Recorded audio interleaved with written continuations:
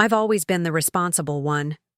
Not because I wanted to be, but because I had to be. Because someone had to hold the center while everyone else spun off into chaos. My name is Ava. I'm 29.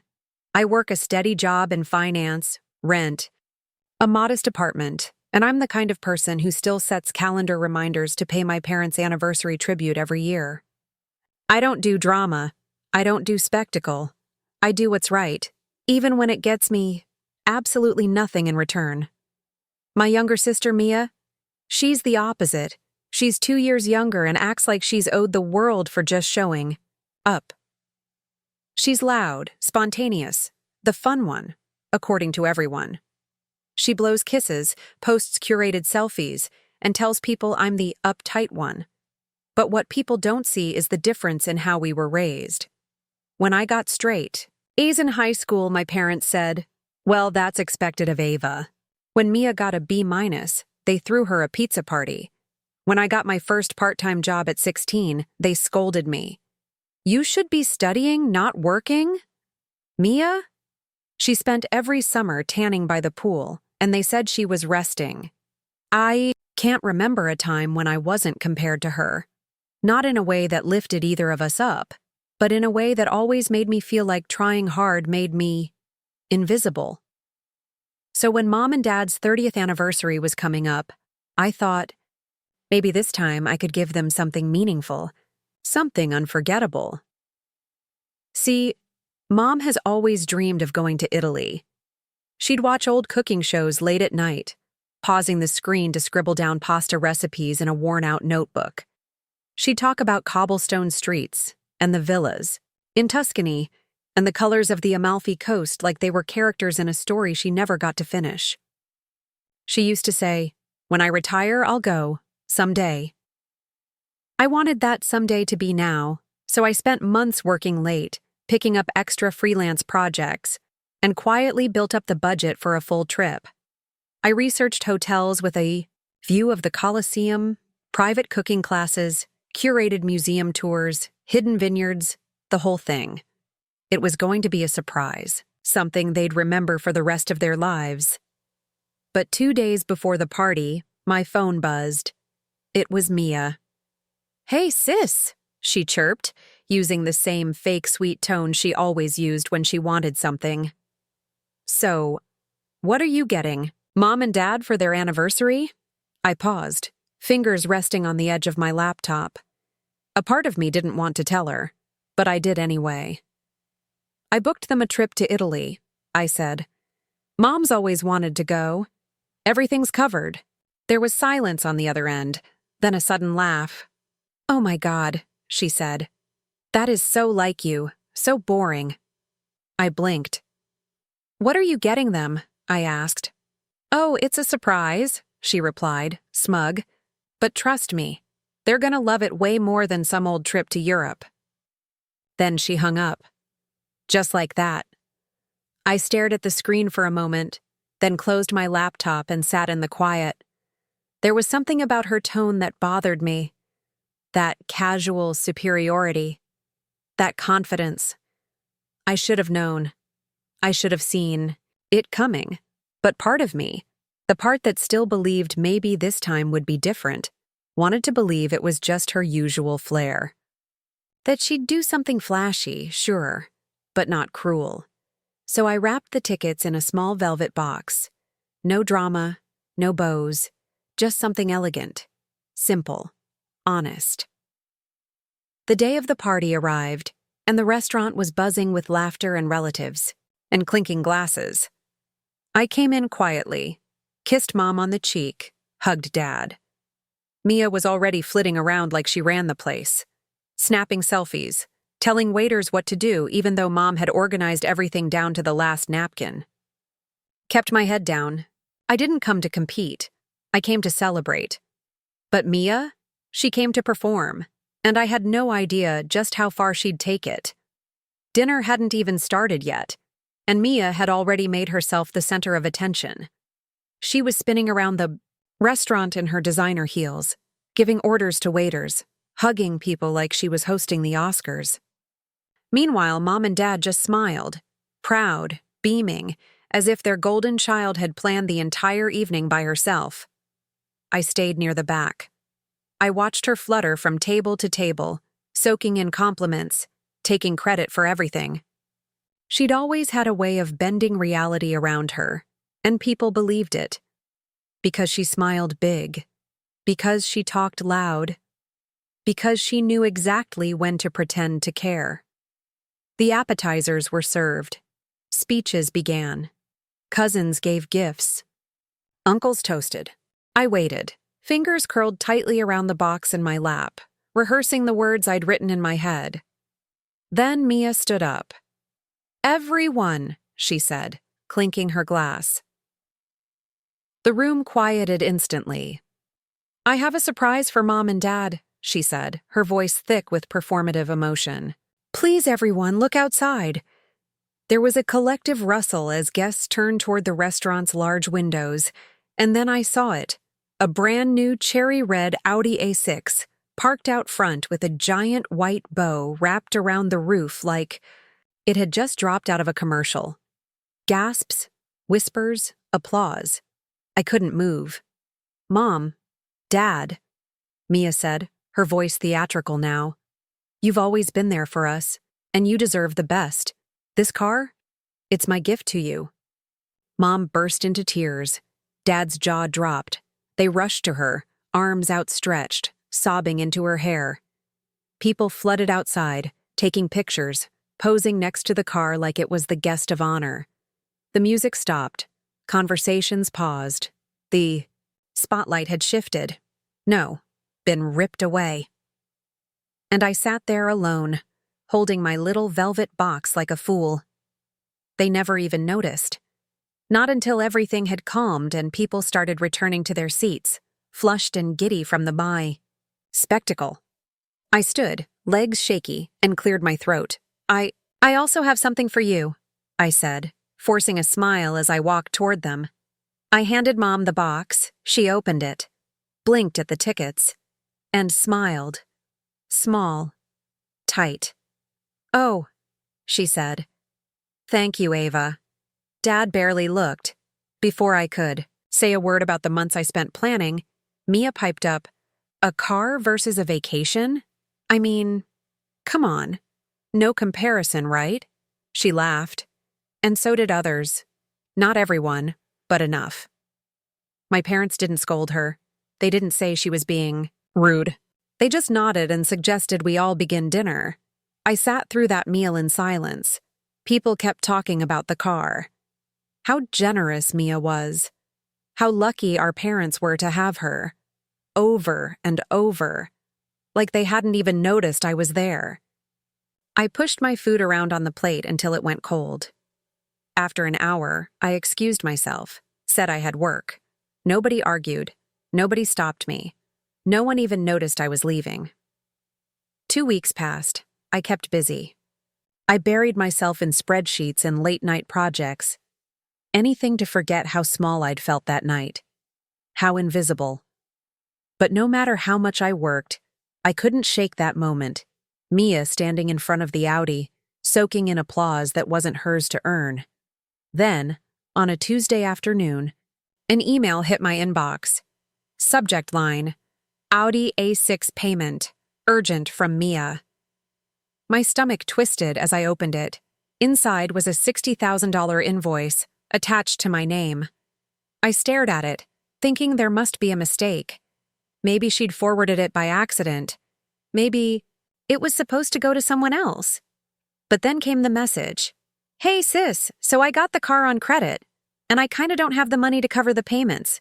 You've got a good job, right? Can you take care of this for me? Love you." My hands started shaking. I called her immediately. She picked up on the first ring. "Oh, hey," she chirped. "Was wondering when you'd see that." "Mia," I said, trying to keep my voice from exploding. "You bought a car you couldn't afford, showed it off like it was yours, and now you expect me to pay for it?" "Exactly," she said cheerfully. "You get it. You always get it. I knew you'd understand." I stared at the floor, stunned, speechless. "Mia," Have you completely lost your mind? I said. You humiliated me, made me look cheap, and now you want me to foot the bill for your performance? She laughed. Don't be so dramatic, Ava, she said, voice dipping into that condescending tone I knew too well. It's just money. You have a great job. You can handle it. I took a deep breath. No. What? Absolutely not, I said, slowly, clearly. This is your mess. You clean it up. I hung up before she could respond. I didn't wait for her tears. I didn't wait for the guilt trip. But I should have known Mia wouldn't go down quietly. Because 5 minutes later, the text started. First, you're seriously doing this to your own sister?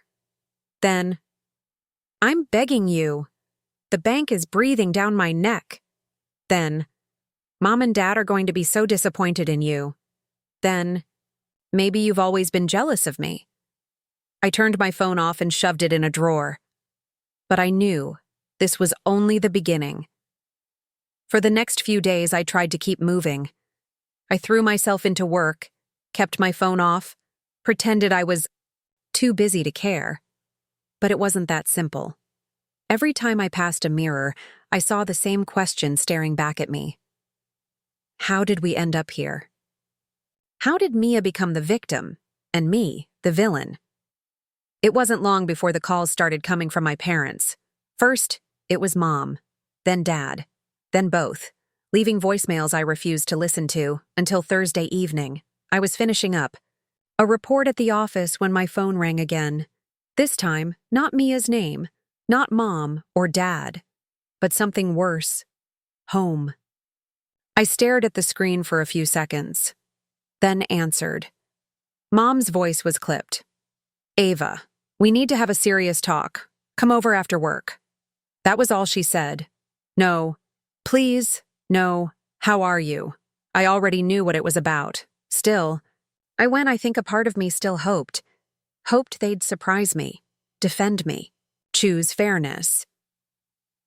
When I arrived, I could tell immediately that wasn't going to happen. They were sitting in the living room like they were waiting for a courtroom trial. Mom with her arms crossed, Dad looking grave. Mia, of course, in the middle, a tissue in one hand, her eyes red and glistening, like a sad little porcelain doll.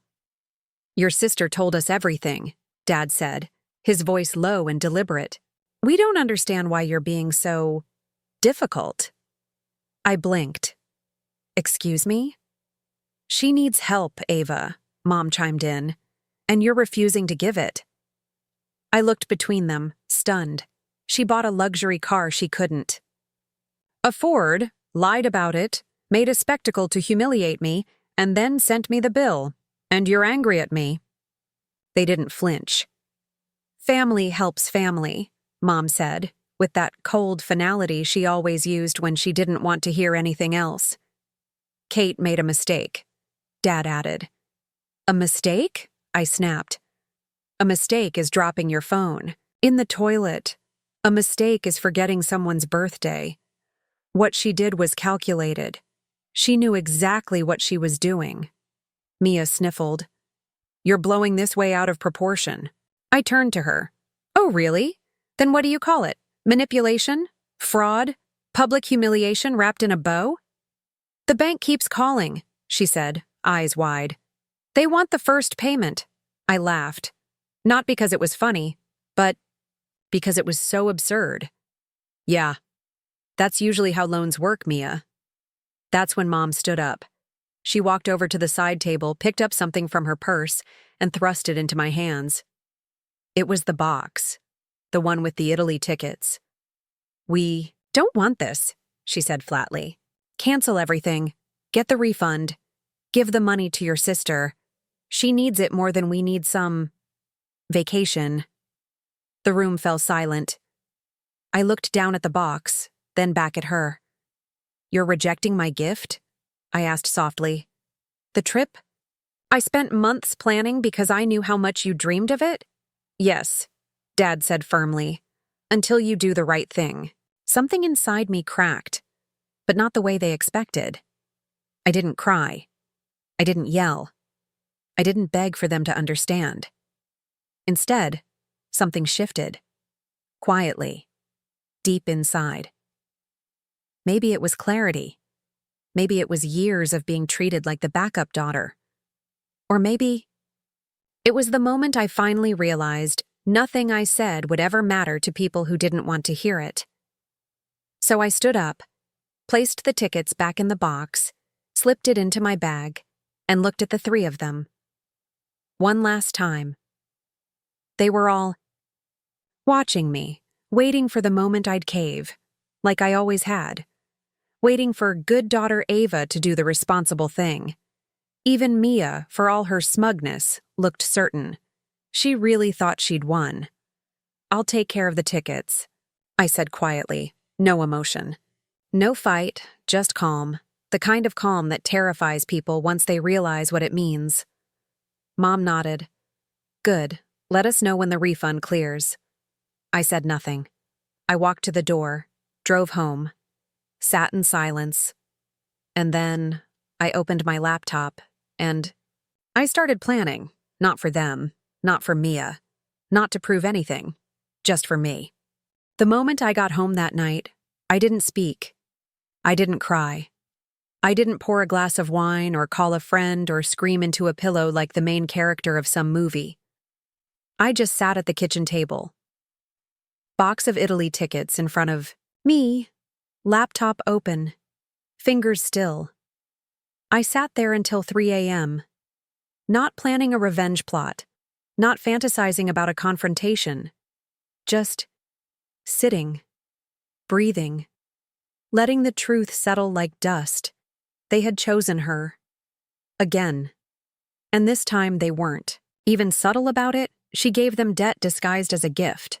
I gave them a dream, and they handed it back like I was the one who'd failed. That was the moment something inside me shifted. Not dramatically, not loudly, but permanently. When the sun came up, I made a quiet decision. I picked up the phone, called the travel agency. "Hi," I said. "I need to cancel a vacation package to Italy. Everything. Flights, hotel, tours. Yes, all of it." The agent was polite, apologetic even. Within an hour, I had the confirmation. The full refund would be processed in 3 to 5 business days. As soon as it landed in my account, I moved the money into a separate savings account. Private, untouchable, not a single dollar, was going to Kate. 2 days later, Mom called. I was stirring coffee when the phone rang. Her voice was sharp, impatient. No greetings, no warmth, just, "Did you get the refund yet?" I took a slow sip before answering. "Yes." "Good. Transfer." "It to me today. Kate needs to make her first payment by Friday." I waited a beat, then said the word I'd been holding like a knife behind my back. "No?" Silence. The kind that hums in your ear like electricity? "Excuse me?" I said no. "I'm not giving you the money." And then she exploded. "How dare you! You selfish, greedy little girl! After everything we've done for you, your sister is drowning in debt, and you're sitting there like some kind of miser." I didn't flinch. Kate bought a car she couldn't afford. That's not my problem. You're heartless. You've always been jealous of your sister. I can't believe I raised such a selfish child. I hung up mid-rant, then I blocked her number. Blocked Kate's too, just for good measure. The next morning, my phone lit up with notifications. Facebook, hundreds of them. My stomach dropped. Opened the app, and there it was, a post from Mom, a full-blown public guilt trip.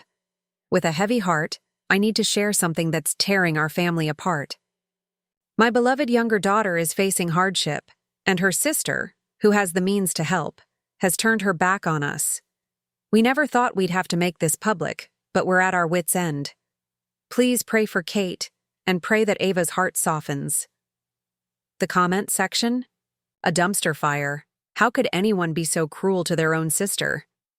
Family always comes first. Wow. Ava always seems so cold, I scrolled, my heart hammering. My hands weren't shaking this time. They were steady. Because something inside me had snapped. Years of being the backup, the overlooked one, the reliable mule. I was done. So I opened my laptop and hit new post. Since my mother decided to take our private family drama public, I think it's only fair to tell the full story, the part she conveniently left out. And I laid it all out. The car, the $60,000 invoice, the texts, the threats, the returned Italy tickets, the demand for my refund. Then I attached the receipts, all of them, screenshots of the invoice. Mia's, "You can afford it," message. Mom's demand for the refund, voicemails, screenshots, dates, names. I didn't add commentary. I didn't insult them. I just told the truth. Plainly. Clearly. And then I hit post. The response was instant, like flipping a switch. Hundreds of likes, comments, shares. Wait, she wanted you to pay for her gift to your parents? Who buys a luxury car and then sends their sibling the invoice? I always knew you were the scapegoat in that family. Girl, protect your peace. Aunt Linda, Mom's best friend, since college, commented publicly. Mary, I love you, but this is shameful. You've always babied Kate and blamed Ava. It ends now. Then came DMs. Cousins, old classmates, even some of Mia's friends messaged me. She did the same thing to me. Grand gestures, then guilted me into paying. She rented a yacht for my birthday, then said I should pitch in since it was my party. Just sat back, watching the truth do what I never could. Later that night, Mom's original post disappeared. Then a text came in, from a new number. How dare you air our dirty laundry like that? I blocked that number too. In the following days, the family split in half.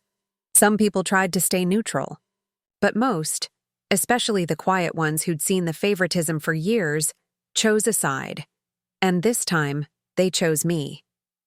Uncle Rob called and said Dad had to pull $30,000 from his retirement account to cover the loan after the dealership refused to take the car back. They'd tried to blame me again, but nobody was buying it anymore. Mia's reputation? Shot. Her golden girl image had fractured. Even her closest friends saw through the glitter. And me? I stayed quiet.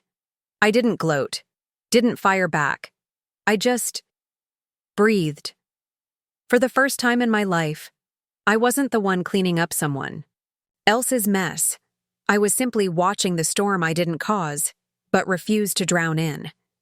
After everything, after the car, the public smear campaign, the family implosion, you'd think I'd feel victorious. I didn't. What I felt was hollow, like I'd spent years building bridges that no one ever planned to walk across. And when I finally burned them, all I felt was the heat on my face. Nothing more. But for once, the fire was mine. And that meant I had a choice. So I made one, instead, of giving that Italy refund to people who didn't value me. I gave it to the one person I'd never made a priority. Myself. I booked a trip. Not to Rome. Not to Florence. Not to the dream that was never mine to hold. I booked a solo journey through Mexico, not to impress anyone, not to earn anyone's praise, just to exist. Just to breathe somewhere no one expected me to be. I started in Mexico City, wandering art museums, tasting street food, walking through centuries of history in complete silence. Then Oaxaca, mornings spent in cooking classes, afternoons drinking. Café de olla with strangers who didn't know my name or what role I'd been boxed into back home. Then Tulum, diving into cenotes, swimming in still blue water, hearing nothing but my own heartbeat underwater. And finally, Chichen Itza. Standing at the base of the ancient ruins, I looked up and thought, this lasted thousands of years. My pain won't. The day before I left, I got something in the mail. A thick envelope. Inside, a card.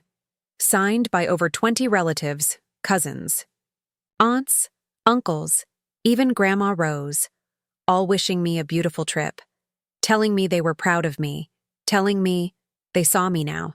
Tucked inside were old family photos of me as a child, moments my parents never framed or acknowledged, me helping. Grandpa with his garden, me getting an award at school while Mia had a tantrum in the background, me holding my baby cousin the day she was born, moments that had been erased by louder voices, moments that were mine again. At the bottom of the envelope was a handwritten note from Aunt Linda. We should have spoken up years ago, but we're proud of you now. Keep going. The morning of my flight, I was doing one final sweep of my apartment when my phone rang. Unknown number. I almost didn't answer, but I did. It was my mother. Her voice, softer than I remembered. Smaller. Ava, I heard you're going to Mexico. Yes, I said, calm, neutral. Your father and I have been talking. About everything. The car. Kate. The way we handled things. She paused. It's opened our eyes to some things. I didn't respond. I didn't need to. We're making Kate go to financial counseling, she continued. And I know it's too late, but I'm sorry. About Italy. About how we treated your gift. Silence. Then, she added even quieter, you put so much thought into it, and we just threw it back in your face. I closed my eyes. Yes, I said. You did. There was a long pause. Have a good trip, Ava. Be safe. And maybe, when you're back, we could have coffee. Just us, if you want. I let the silence sit there for a moment, not as a punishment, but as a boundary. Maybe, I said. I'll let you know. And that was it. She didn't argue. She didn't beg. She didn't say, I love you, and I didn't say it back. But it wasn't war anymore. It wasn't peace, either. It was a crack in the wall. A breath of air. A maybe. On the plane, I turned off my phone as we took off, something I hadn't done in years. No notifications, no apologies, no drama, just me, the world, and silence. Mid-flight, my cousin. Rachel's name popped into my mind. I hadn't heard from her since the fallout. When we landed, I turned my phone back on. One message waited. Rachel, have an amazing time. Can't wait to see your photos. Oh, and by the way, Kate's car got repossessed yesterday. I stared at the message. Smiled, not because she was suffering, but because the universe somehow had a better sense of justice than I ever did. I stepped off that plane into sunshine, warmth, noise. But none of it touched the stillness I carried inside. For the first time in my life, I wasn't the responsible one. The predictable one. The reliable daughter holding everything together while everyone else tore it down. I was just Ava, solo traveler, boundary setter, peacekeeper turned peace seeker.